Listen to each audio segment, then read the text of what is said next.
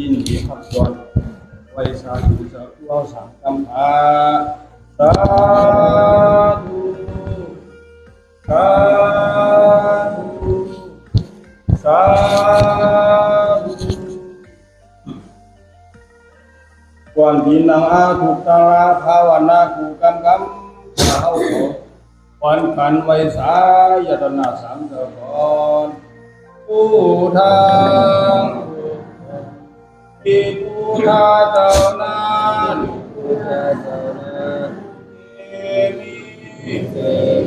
เข้าข้าไว้เข้าธรรมาทำอนัตตาเจ้านั้น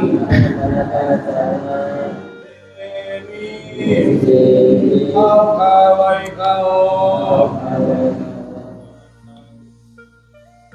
ทั้งที่อาลียาเปียเจ้านั้น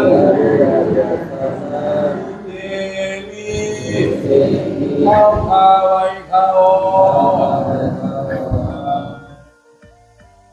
โอ้ตัวสิกาวันกันอาบุตั้งขันธาตั้งหากายะตุนโตโหอันอิมาหังอาตาภาวะทุทัสสะปาติตาสามิกาติกันธาอาเบ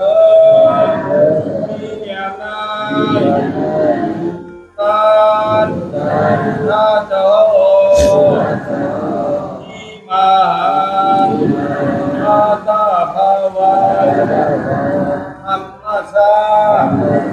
ปาติกาสามิกาติ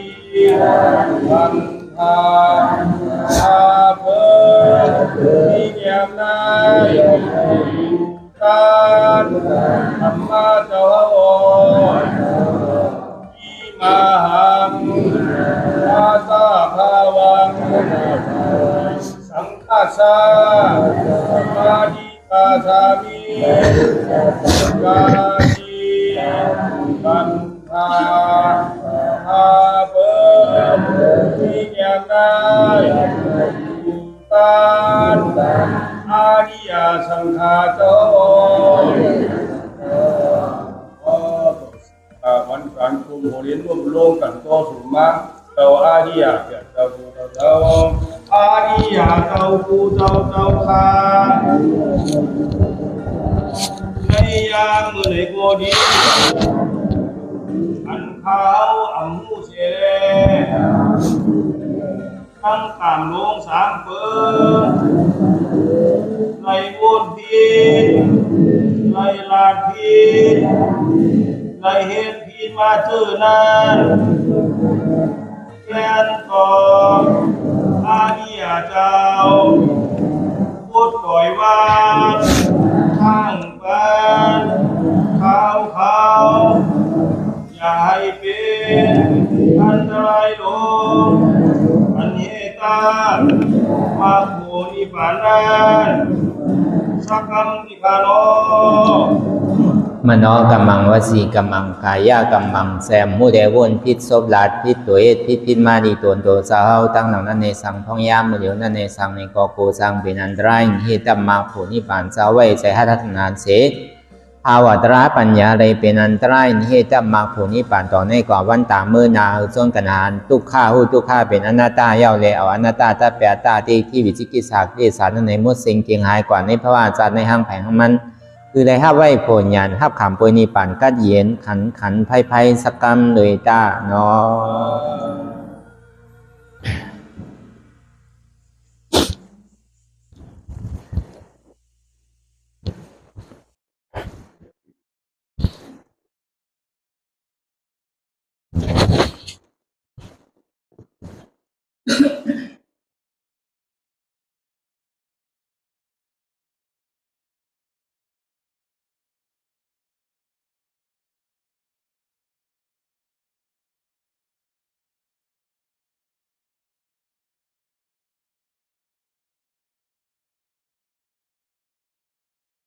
รายการนังอนัตตาวิปัสสนาภาวนาหันยอดทำอนัตตาในไหนอ่อนต่างสุดในก็เข้านังขาไก่กุดขากว่าทับต่างขาซ้ายก็ไรอันนั้นขาซ้ายทับต่างขากว่าก็ไรก็อย่างในก็คือเอามือสองขอนนั้นต่างตักก็อย่างในไว้ตัวเขาซื้ออย่ามีกับเคียงป่นนะย่าก็อย่ามีหย่อนย่านป่นนะเพราะเคียงป่นตีหนาเนี่ยมันจังกันจังสั่นย่าเสียงห้องเสียงใครให้ออกมาก็ในพอหย่อนย่านป่นตีหนาเนี่ยครับมันจังเป็นที่น้ำเมตตาให้รับเงาเขานอนจังว่าอันเคียงป่นตีหนาป้อมป้อแคมเรียกว่าป้อหย่อนย่านป่นตีหนาก็สัมป้อแคมก็วันนั้นแหละกับกายโดยการไหวว่างโตกับกายโดยการไหวว่างใส่เท่านั้นเพราะว่าเสียนตังมัชฌิมะเสียนตังสายกลางเสียนตังสายกลางนี่เป็นเสียนตังปัญญาอันเท่าเคียงป่นตีนั้นนั่นเป็นสติอ่อนโหเพราะเขาหย่อนย่านป่นตีหนาเนี่ยเป็นสมาธิอ่อนโหอันเตียนเขายามพึกจ้างตื้อกำตราต่างตีต่างตั้งอันเท่าไรจ้างตื้อกำมาเนี่ยกำนำเนี่ยมันเป็นสติอ่อนโหลงอันนั้นก็คือเอาภาว่างอย่าไปเอามาใจเตียนไล่อนัตตาวิปัสสนาเตียนเขาเฮ็ดอยู่พองยามเดี๋ยวนั้นบางเผ่าบางปอกในตะกายโยกีเขาเนี่ยก็ติ่มปองใสอันนี้ก็คือขอมือเข้าใจดีๆอันเอาได้มันหนูเอาน้ำเอาอีดก็อะไรอันเฮ็ดเราเฮ็ดน้ำแล้วก็วันนั้นเนี่ยเพราะว่ามันเจ็บมันปอกเกิดขึ้นเป็นไม้เอาอันเท่ายามเฮ็ดมันอันกำนำเนี่ยเท่ากับมัดหมายต้องเท่ากับมัดเจ็บมัดแสบมัดแก้หนุนเช่นนั้นห้องสติพอมันแห้งขึ้นมาเข้าผมใครคำเมื่อกูบอกได้เข้าเฮ็ด1 ชั่วโมงก็ลังว่าขามก็เพื่อเอาใจเข้าว่ารู้เข้าใครนอนสื่ออยู่สื่อเฮ็ดสื่อก็มีไผมาต้วยเข้ามีไผมาหันน่ะก็การอันไล่เหตุการณ์วิปัสสนาเนี่ยมันทำใจเช่นนั้นเอาไล่ปัญญาเนี่ยก็เบอร์นั้นเนี่ยห้อมโลกับมาดมันอันเจ็บอันเสียบเช่นนั้นมาดว่ามันต้องเจ็บอยู่นั่นน่ะอันมันเจ็บมันเสียบเนี่ยมันเป็นทุกข์คือเขาพูดนั่นไงเพราะหัวมันคานใส่น่ะมันทุกข์หนาในก็ในก่อมใจเการู้อนัตตาอันนี้ตัดกำเดียวอย่าไปกับจอมเจ็บเดี๋ยวกับมาเจ็บบุติ๊กอันเท่ายามพึ่งมาบางก็ดียามพึ่งต่างดีต่างตั้งมา4 ปอก 5 ปอกบางก็ในพวกพึ่งมาเป็น20-30-40 ปีก็มีลงมันจังมืดมันจังเอาไล่เก่ามาใส่อยู่ติ๊กเพราะเป็นนั้นเนี่ยมันแค่เจ็บแห้งแค่หนาแห้งพอเอาสตินอ่อนโอโทนาเนี่ยเมื่ออันกว่าไรล้มได้ก็กว่าไรอยู่นะก็ในพวกมันกว่าป้วนมาอย่างนี้มันใครคำเหมือนก้านคำกลมมัน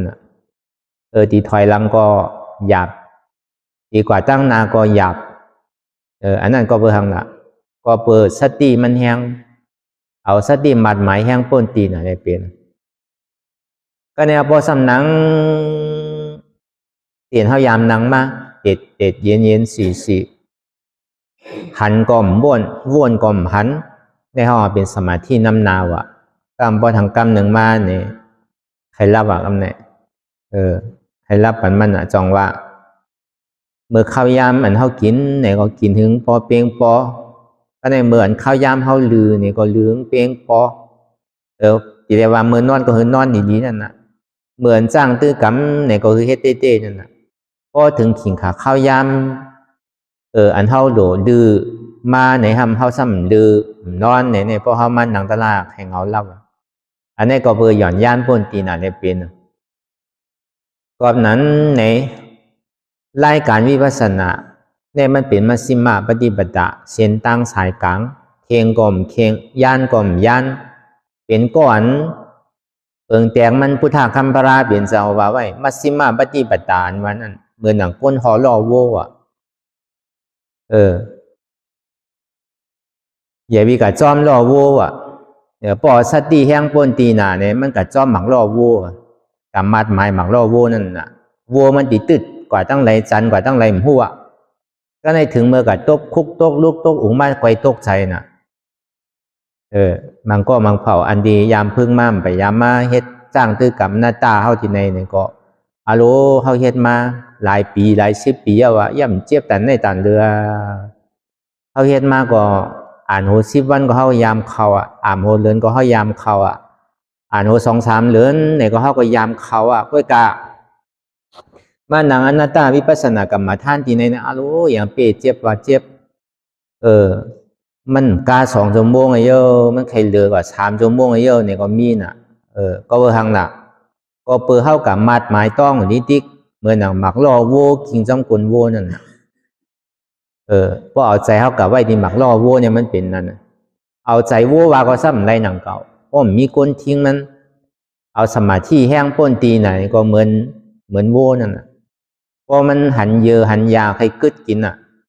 พอหันนำใครกึดกินอ่ะพอหันก็หันกูมันแค่ให้จังว่าพอ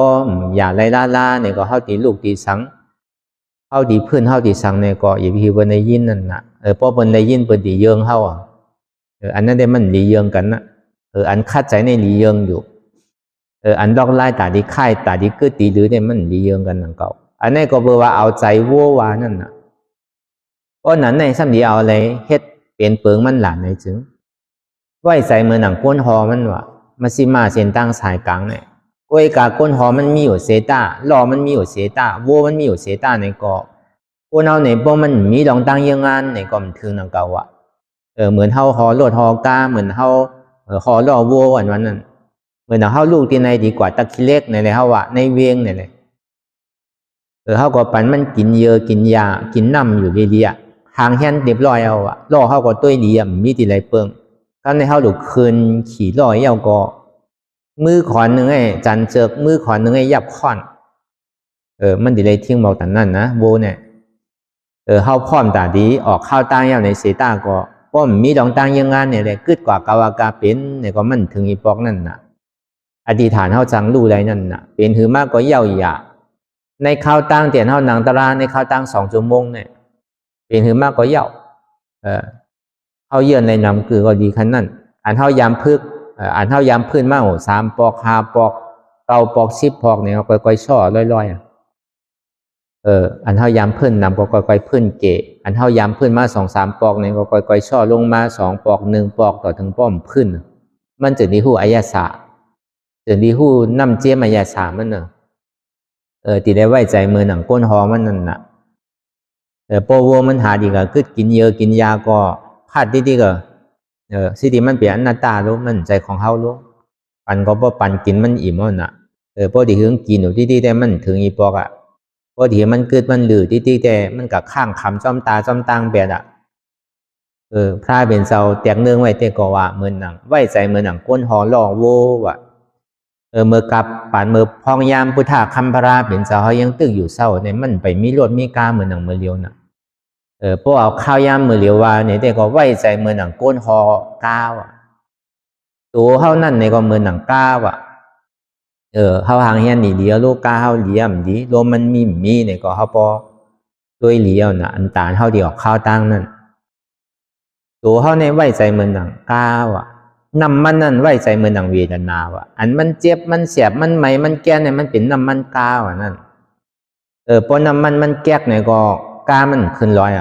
ต่ำกว่าคำนั่นน่ะพอมันเจ็บมันเสียบมันไม่เนี่ยก็น้ำมันปกให้เลียพอมันเจ็บมันเสียบถึงอกถึงใจเนี่ยน้ำมันจะดีแค่มันนั่นพอน้ำมันแค่เนี่ยก็กาก็เคืองกาก็มันลาลีกวายกว่าตั้งไหนก็คืดเปิ้นอยู่พอน้ำมันร้อนน้ำเอาแต่มันปกให้คืดกึกกะเย่าก็กำเนิดสุดมาในจากมันดีกวายไปหลายๆไงก็ในใจเฮาในไว้ใจเหมือนหนังก้นหอมันหน่อยใจเฮานั่นในตัวในใจเพราะในปาลีว่าในห้องว่าเป็นยุควิญญาณเวทนา3 ตัวเนี่ยยุคนั้นเป็นกาเวทนาเนี่ยเป็นน้ำมันวิญญาณเนี่ยทำเป็นก้นหอ มีกามีน้ำมันมีก้นห่อเสตาเนี่ยก็มีก้นบอกในเส้นตั้งเนี่ยก็หัวดีกว่าที่ไรนังเก่าวะเมื่อหนังห้ามไปมือตั้งเตือนนั่นอันนี้มันขึ้นลอยสูงเขาดีไรใส่เกี้ยนอะไรขึ้นอันนี้เส้นตั้งมันขยับอีกนึงเขาดีไรเฮ็ดสื่ออะไรขึ้นกว่าไรรวมๆง่ายๆมันมีเส้นตั้งผิว2-3เส้นเขาดีกว่าเส้นไรล่ะเนี่ยดีกว่าเส้นกว่า5ดีกว่าเส้นซ้าย5ดีกว่าซื่อ5เนี่ยอันนี้ก็ซ้ำดีไรมีก้นจี้บอกในเส้นตั้งหนังเก่าวะเขามีก้นหอกาเนี่ยก็เขาหลุดเลยตัวเส้นตาสายตั้งเขาหลุดถึงข้าวยำถูกดีหอไว้ก็ไว้ถึงข้าวยำดีลอยก็ลอยถึงข้าวยำดีเลี้ยวกว่าก็หลุดเลี้ยวกว่าถึงข้าวยำหลุดเลี้ยวซ้ายก็หลุดเลี้ยวซ้ายอันนี้ห้องวะพวกกาปานพ่องยำเหลียวเนี่ยเหมือนหนังก้นหอกาวะ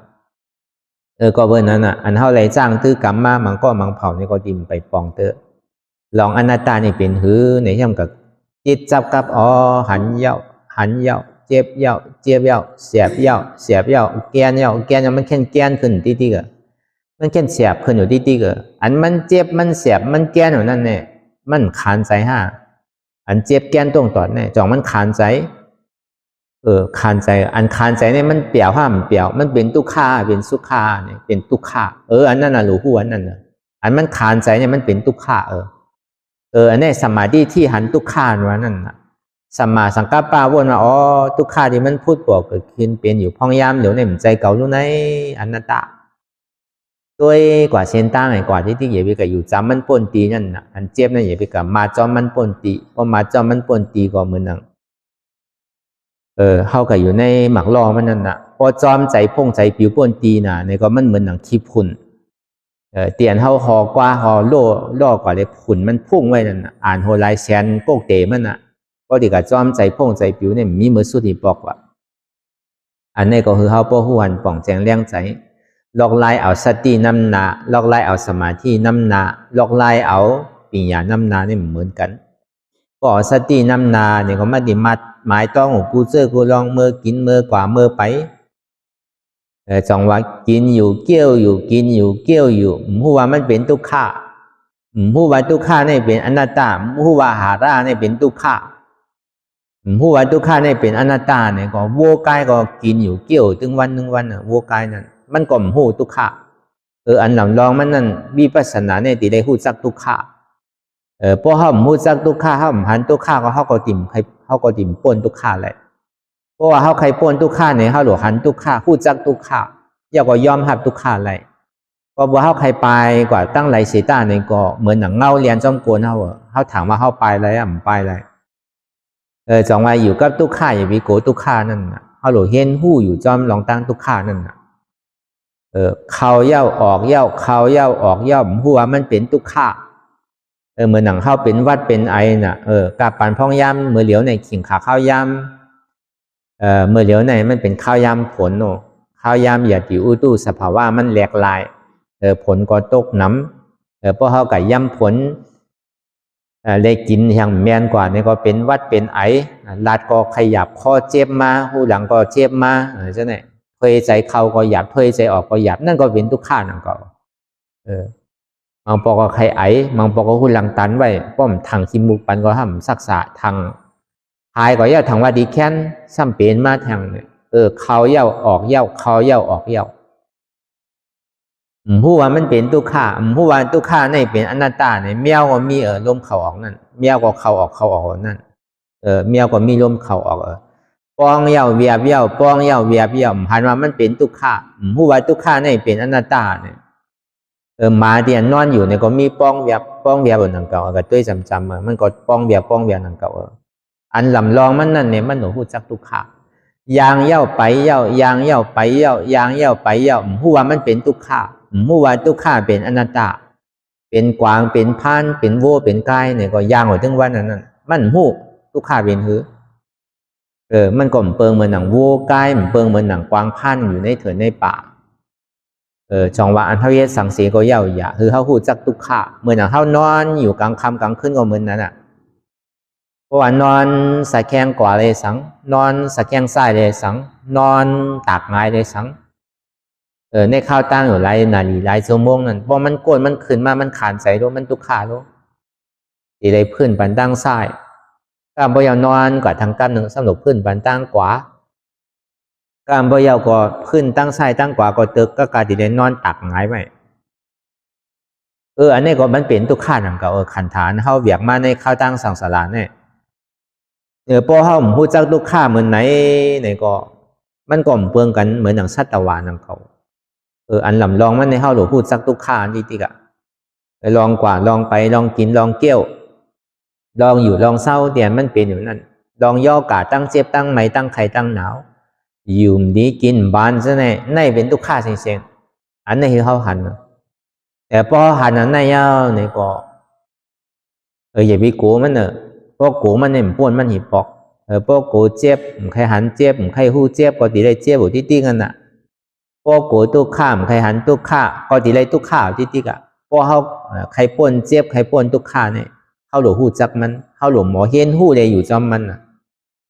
พอเขาเห็นหูอยู่จอมมันไหลเอาเนี่ยก็เขาก็จะหนีป่วนมันไหลน้ำในน้ำมันติดกันนะพอป่วยมันยาวก็ตุกข้าก็เป็นรองตุกข้าไงลองตั้งเจ็บตั้งเสียบตั้งไม้ตั้งแก้นนั้นมันเป็นตุกข้าเสียจากไงจ้องดีเหตุถึงมันมีลองตั้งเกิดตั้งเท่าตั้งเป็นตั้งตายนั่นย้อนเปิดสังย้อนเปิดอัตตา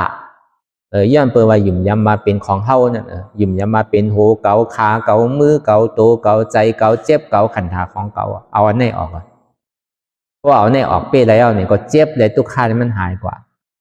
เพราะกูเจ็บก็กูตายเพราะกูตุกข้าก็กูตายเพราะเอาเจ็บออกตุกข้าออกก็ตาย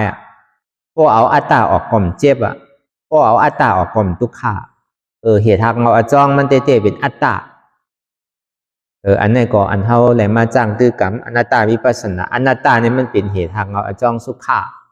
เหตุทางเอาจ้องสุขาเนี่ยเป็นสังเป็นเส้นตั้งมัชฌิมาปฏิปทาเส้นตั้งสายกลางเส้นตั้งสายกลางเนี่ยเป็นอย่างไรปัญญาศีลสมาธิสมาธิที่สมาสังกัปปะสองตัวตั้งหันหมันเมียในวนหมันเมียนหันตุกข้าผู้ว่าตุกข้าเป็นอนัตตา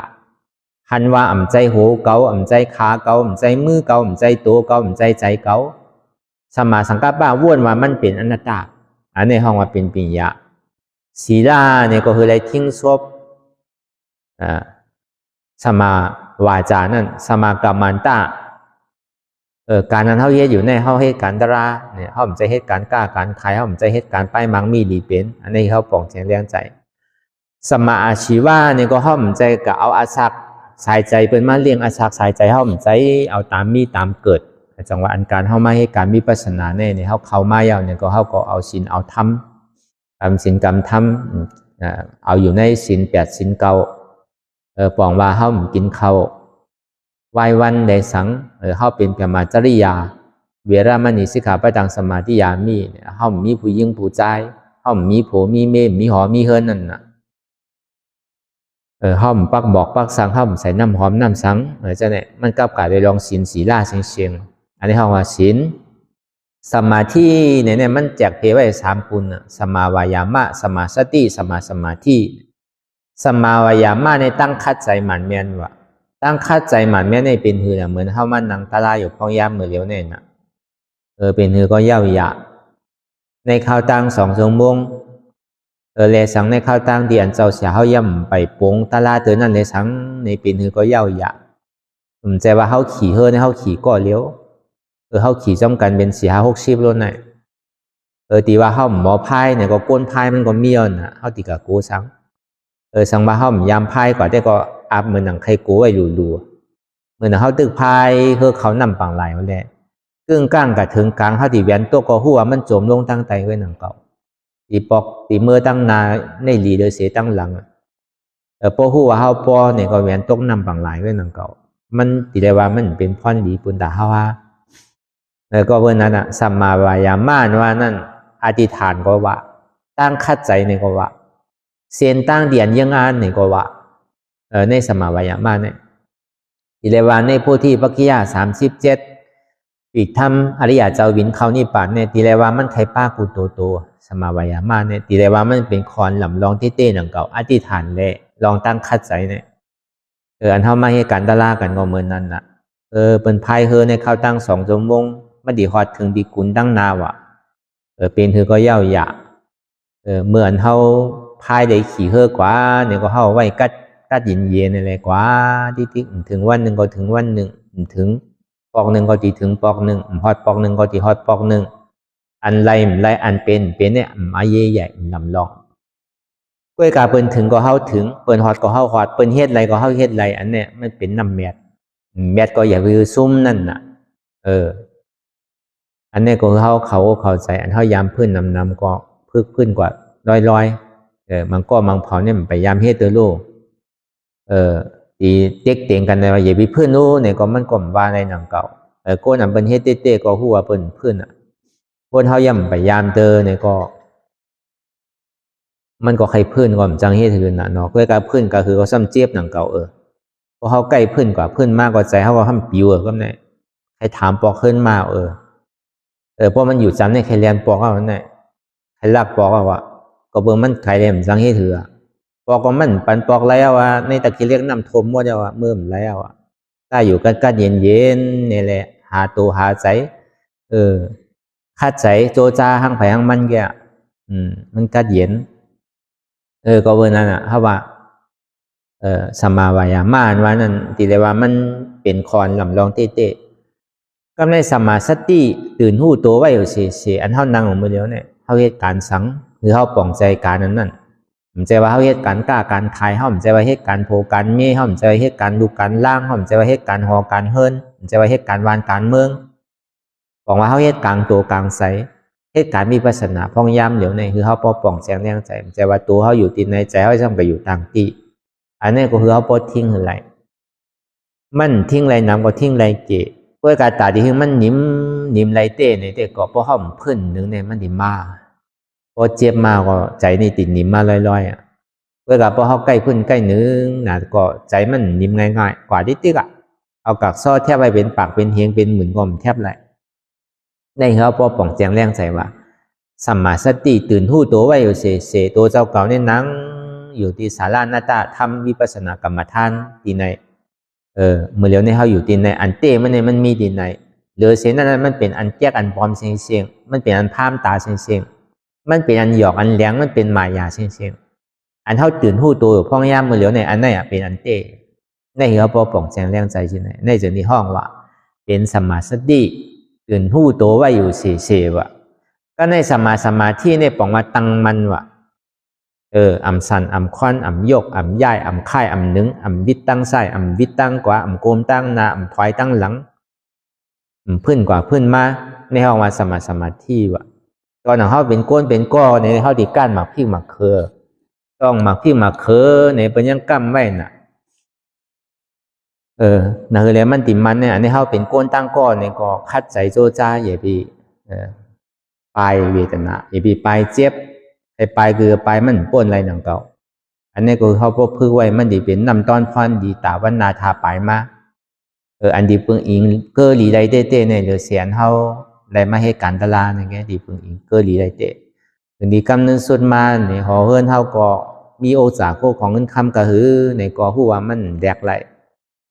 ใครเรียกเอาเข้าไปอยู่ดีเข้าปอกมากขึ้นเนี่ยใครเรียกอาซักสายใจเขาเนี่ยอย่าปีเข้าเทาเนี่ยมันแดกไหลยังก็มีภัยตาที่ซอยเท่าไรหรือเสว่าคอสั่งกำสอนธรรมาตราของพุทธคำพระเป็นเจ้าในแก่ตาที่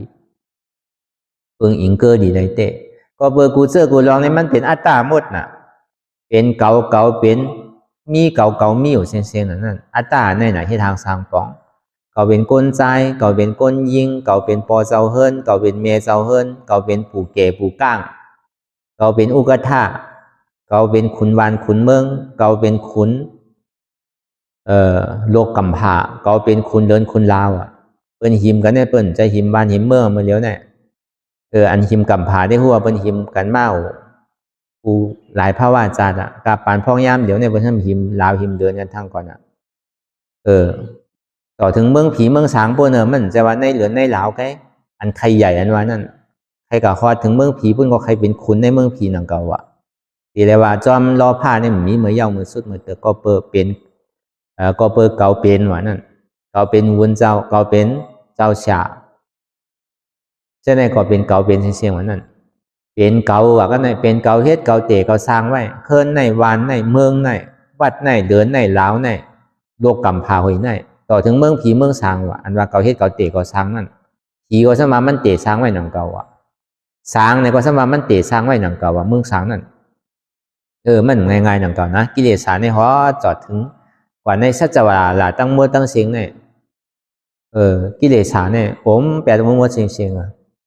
ลีโกลีกักนะบางเป็นโกนเอาก็ผีสางเขาก็ยังเป็นอยู่หนังเก่าแต่นั่นดันเลยว่ะก็ใน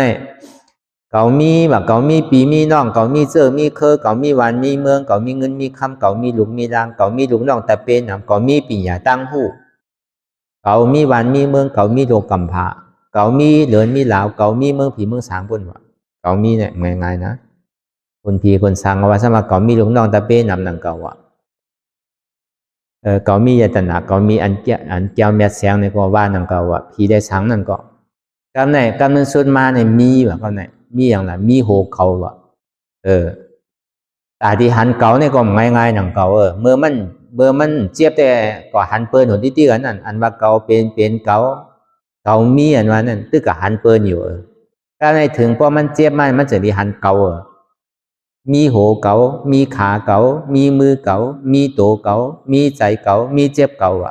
อันนี้มันเป็นเหตุทุกข์อจองทุกข์พอเขาเป้เหตุทางเอาอจองทุกข์แล้วก็เขาดีทุกข์ย้อนซ้ำละอันเท่าตู้ข้าอยู่กูวันเอาตั้งแต่เท่าความมาต่อถึงพ้องย่ำอยู่เนี่ยวนด้วยอีหลีรู้ผมใจเป็นอันวามาโมเสียงก็เปิดเก่านั่นน่ะก็เปิดเก่าเป็นก็เปิดเป็นเก่าก็เปิดเก่ามีก็เปิดมีเก่าผมใจหือป้อมมีอันเจ้าในเนี่ยที่เอาอะไรเป็นทุกข้าละจองว่าพระเป็นสวรรค์เนี่ยเป็นเหตุหักของจองทุกข้าในกิเลส10เปิงในอัตตาที่ในวิจิกิจสาอ่อนโหอันลำลองมันอันเท่าว่าในมาจ้างตื้อกำในเกาะหรือเอาอัตตาที่ออกว่ามีอัตตามีเก่าเขาดีจังให้ถือเอาเป็นทุกขาละก็บนนั้นอันมันหันแจงเลี้ยงหลีนั่นเกาะพอเขามาหนังวนทัดสังตัวตั้งแต่ชิโกต่อไปติ้นอันไล่อันเขาไล่เฮ็ดมากูปอกอันเขามกับกายได้ลองอนัตตาวิปัสสนานั่นเกาะคือเขาจุนภาวางหยาดน้ำแปดเสียงไงอย่าไปเอามาไว้จุนภาวางเป็นเสียงไงซ้ำขึ้นเหมือนหนังเขาตึกเกิดใหม่วันเหมือนไหนลองเก่าอันเท่ายามพึกยามจ้างตื้อกำมาเนี่ยอามาเฮ็ดจอมเตียนเท่าเฮ็ดในมันตีพิษเปิงกันคือเขาจุนภาวางแต่มมดเสียงเขาอยู่ที่ไรก็เอาที่นั้นเป็นเปิงเขาจึงดีหู้อายาสาตั้งนำทำคำสอนของพุทธคำพระเป็นเจ้าป้อห้อมเฮ็ดเต้ในเขาสนิทเป็นอากุโสชื่อละเหมือนกันก็ตะลาก็เฮ็ดที่ไรก็เหมือนกันเปลี่ยนชื่อของมันเหมือนกันมันเปิงทางกันดีเต้ตัวเขามันเฮ็ดเต้เขาการในเขาฮัดวานแต่พอมันสมาเหมือนกันดีเต้เขาใครขำไรเขาวานอันลองอันเขาเยื่นไรนั่นก็เปิดนั้นก็เปิดทางหนักก็เปิดเขาเอาอันแลนนั่นกลุ่มก็เอาอันปักเก่าเปิงหลังอันที่เขาไรมาจ้างตื้อกำทางบางหมาหน้าดีช่อลงในช่ำนำขึ้นทางว่าล่อผ้าดีช่อลงทำใหญ่ขึ้นทางว่าโมห้าดีช่อลงในซ้ำน้ำขึ้นบ่ปองมาหอมาเฮือนกับเขาตะลามาวะซ้ำขีท่าขีหลาขีป้องใจใครมีทำน้ำเลือเก่าขีป้องขีล่าขีท่ามน้ำเลือเก่าให้ก่อยมาลูกหลานนำจังให้เรืออโลเมียเขาพอเนี่ยกับเขาตะลามาเนี่ยให้อย่างไรซบเป้มอซบเป้เพ่ให้อย่างไรเป้ขีใจลำไว้น่ะอันนั้นป่องว่าเสียนตั้งเตียนเขาเฮ็ดมันผิดกวนพอมันป่องแสงแรงใส่ตะลาเนี่ยรอผ่านเขายามมีนำเนี่ยก็มันมีเก๋ต่อซาเตียนเขายามมีนำเนี่ยก็เก๋ลง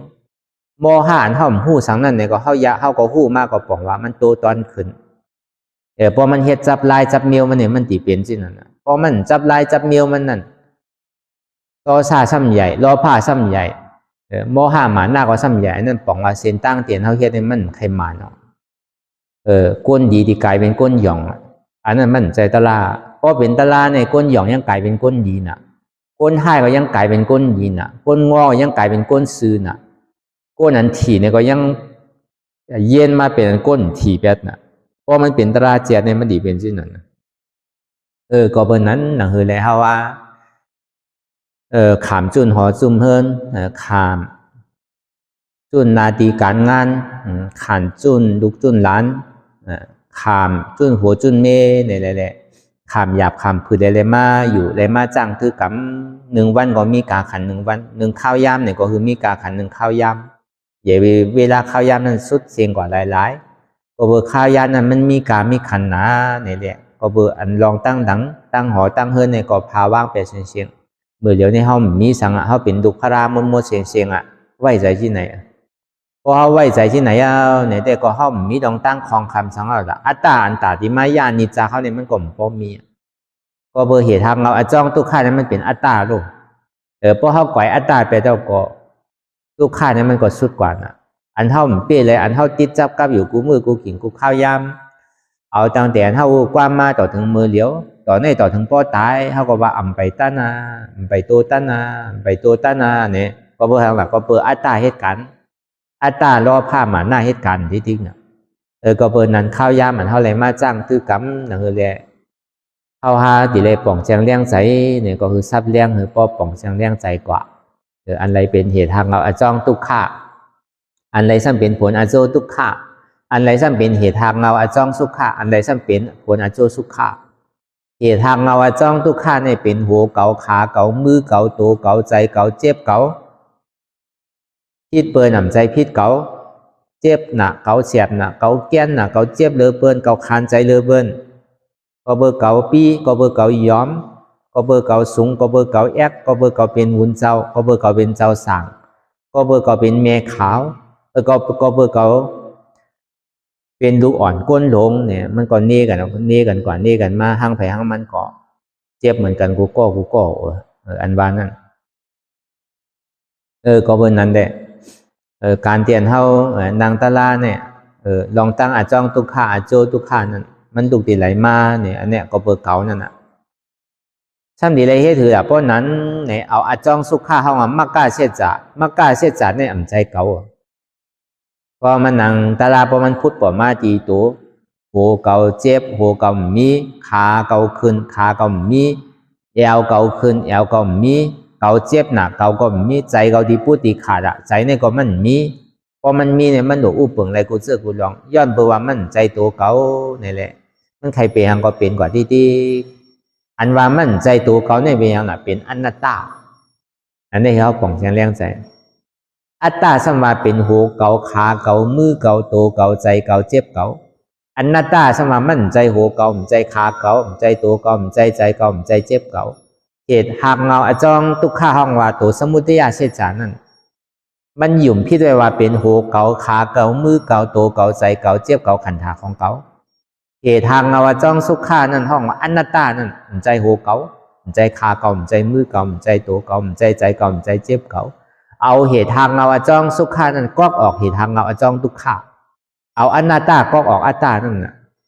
โหเจ็บโหเนี่ยเป็นอจ้องทุกขาเจ็บเนี่ยเป็นอโจทุกขาขาขึ้นขาเนี่ยเป็นอจ้องทุกขาอันขึ้นเนี่ยเป็นอโจทุกขา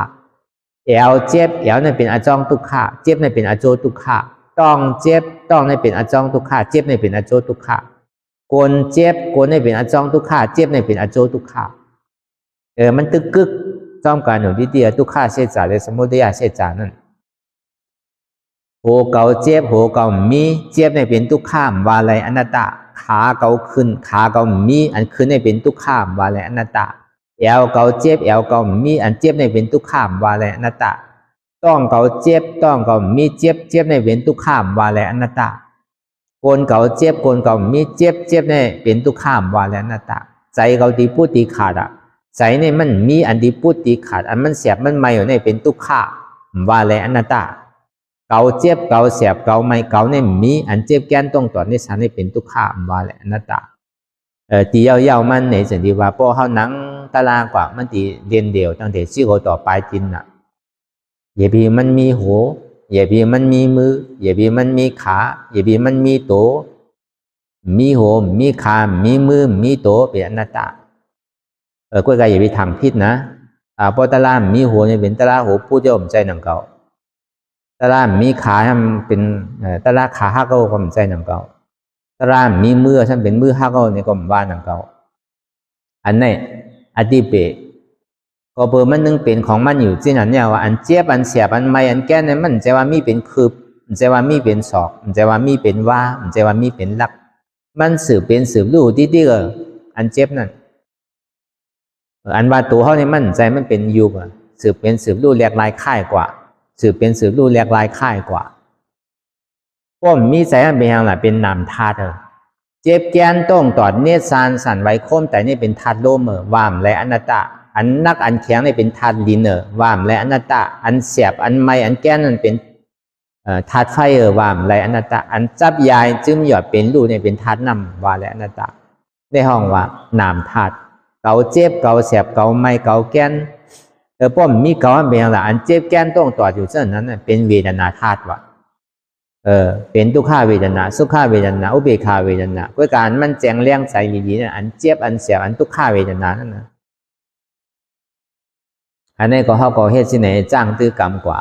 ต้องว่าหันอยู่ผู้อยู่ยอมหับยากว่าวางเป็นอนัตตาอันเท่านังรับตาอยู่ข้องยามเหลียวเนี่ยคือหันสังคือหันเจ็บผู้เจ็บหับเจ็บวางเจ็บเป็นอนัตตาหันสังหันทุกขาผู้ทุกขาหับทุกขาวางทุกขาเป็นอนัตตาทำมีก็หันทุกขาทำใจก็หู้ว่าทุกขาเป็นอนัตตาทำมีก็หันเจ็บทำใจก็หู้ว่าเจ็บนั่นเป็นอนัตตาทำมีหันเจ็บแกนต้งตอดเนตรสานสั่นไหวโค้มไต่ไม่กัดอ่อนแข็งสู้ตุ่มจับยายจึงหยอดเป็นลูกทำใจก็หู้ว่าเจ็บแกนต้งตอดเนตรสานสั่นไหวโค้มไต่ไม่กัดอ่อนแข็งสู้ตุ่มจับยายจึงหยอดเป็นลูกเนี่ยเป็นอนัตตาทำมีก็หันว่าอ่ำใจโหเกาอ่ำใจขาเกาอ่ำใจมือเกาอ่ำใจตัวเกาอ่ำใจใจเกาอ่ำใจเจ็บเกาทำใจหู้ว่ามันเป็นอนัตตาในก็เขาวนยาวเข้ายามหึงอย่าไปว่าไพ่ป่นตีอย่าไปว่าเทิงป่นตีเตียนเท่าหันเตียนเท่าวนเตียนเท่าวนเตียนเท่าหันนั่นถึงเพียงเพียงกันวนต่อถึงเจ็บนั่นพอสุดวนต่อถึงทุกขาพอสุดตัดต่อถึงอัตตาพอตกพุทธขาดกว่าอันไรที่มันพูดปอเกิดขึ้นเป็นมานั่นนี่เขาพอหมอวนวางแทบตัดเป็นอนัตตาสะพอไหลไหน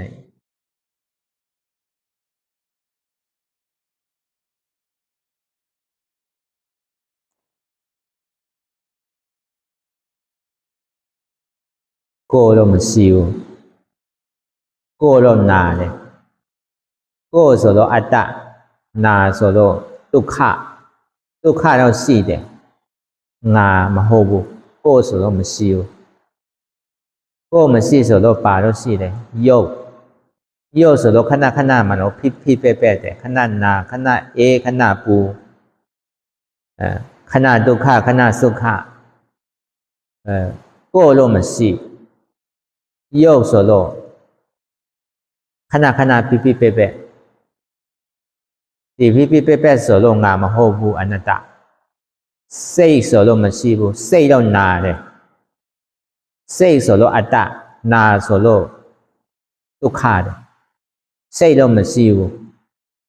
နာဆိုတော့ဒုက္ခငါမဟုတ်ဘူးအနတ္တ